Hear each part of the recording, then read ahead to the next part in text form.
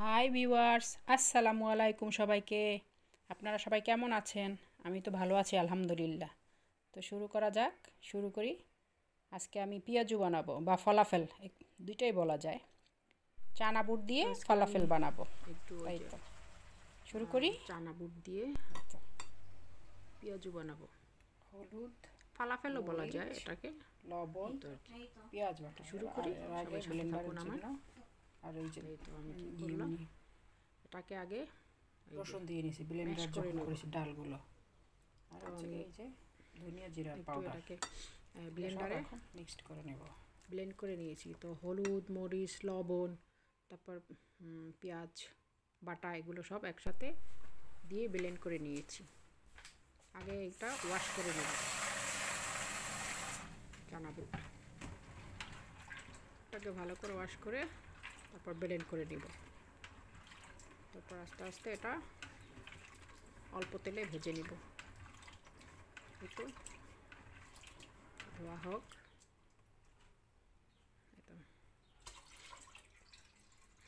আজকে বাংলাদেশে শুনলাম নাকি অনেক ঝড় বৃষ্টি, পানি উঠে গেছে, খুব খারাপ লাগতেছে শুনে। একদম অনেক নাকি উঠে গেছে।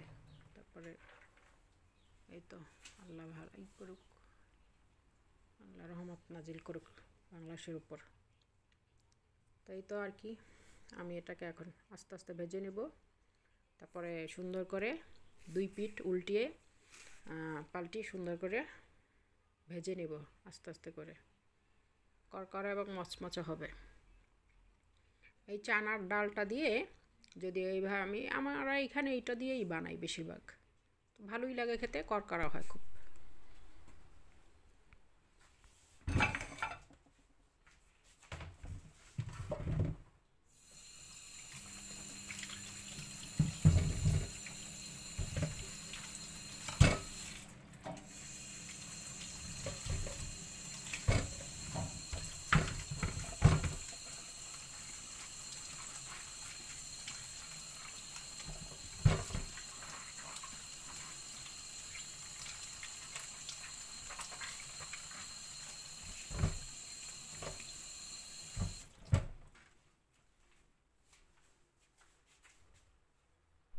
তা আমি এই যে জুকিনি আর আলু, এটাকে প্রথমে ওয়াশ করে নিলাম। এখন এগুলোকে সুন্দর করে কেটে নিব।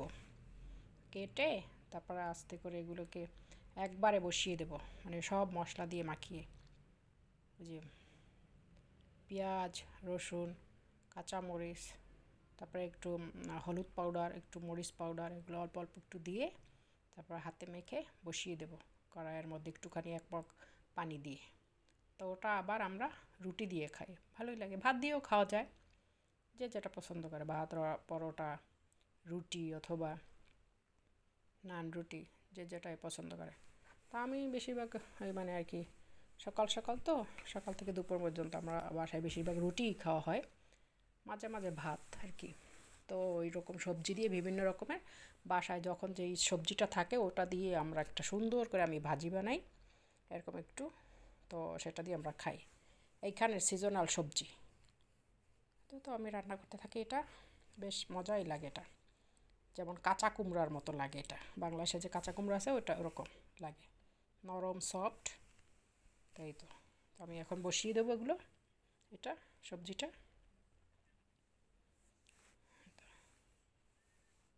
তো এটা আস্তে আস্তে হতে থাক। তো চুলা জ্বালিয়ে দিলাম, হতে থাকুক। এটা বেশি সময় লাগে না, 10 মিনিট, 8-9 মিনিট, 8-10 মিনিট এরকম হলেই হয়ে যায় এটা রান্নাটা। পাতলা সবজি আর কি। একটু সাথে লাস্টে একটু জিরা আর ধনিয়ার পাউডারও দিয়ে দিলাম, ওটা দিলে একটু সেন্ট আসে।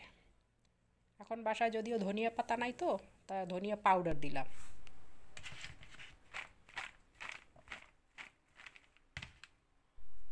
তাইতে সুন্দর করে কেটে নিলাম ফালি ফালি করে। তো এটা এখন হচ্ছে, হতে থাক। তো এই তো, সবাই লাইক শেয়ার কমেন্ট করে দিয়েন, সাবস্ক্রাইব, এই তো আর কি। তো সবাই ভালো থাকুন, আসসালামু আলাইকুম। কে খেতে দেব, উনি খেয়ে নিক। তো ওনাকে একটু খেতে দিলাম, আর কি খেয়ে চলে যাবে। তাই তো আমি বাকিটা ওইদিকে কাজ করে আসি, মানে অন্য কাজ সেরে মানে করে আসি। তো উনি এদিকে খেতে থাক। খাবেন, অল্প একটু দিছিলাম জোর করে ভাত, তো বলে না আর খাবো না, অল্প একটু খেয়েছে।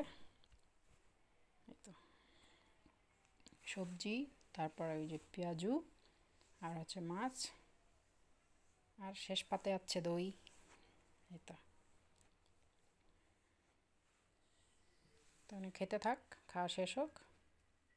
তাই তো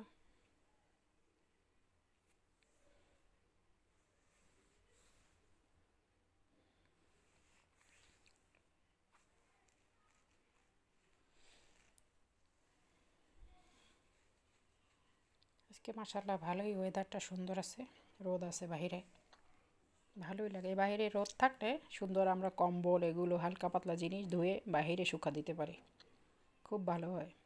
এই সময়টাই আমাদের মানে ধোয়া পাল্লার সময়, সব আস্তে আস্তে ধুয়ে শীতের সিজনে সবগুলো উঠিয়ে রাখতে হয় আলমারিতে। আবার যখন সেপ্টেম্বর শুরু হয় বাস, আবার নামায়া সব কিছু বিছানায় বিছানায় রাখতে হয়।